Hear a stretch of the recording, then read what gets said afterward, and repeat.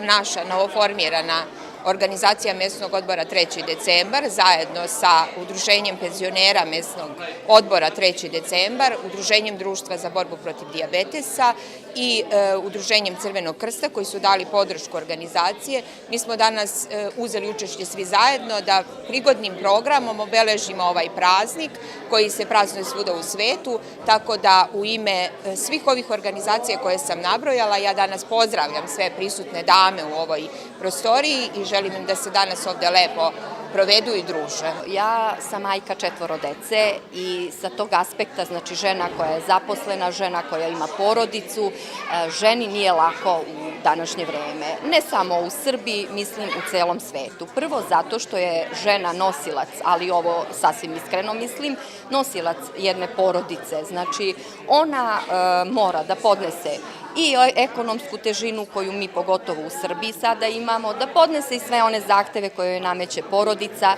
i posao i ona sve to stiže. Slažite se, složite se i zdravlje da je služi. Kad imaš u porodici zdravu porodicu, onda je ovo jedno bogatstvo ovde, skupiti se i biti, imati muziku i nasmejati se i može taj jedan karanfil koji nije minimalna cena da nju usreći i da kaže da je danas bila ovde. Da mislimo na žene svaki dan, a ne samo danas na 8. marta. Da se družimo, da im pomognemo.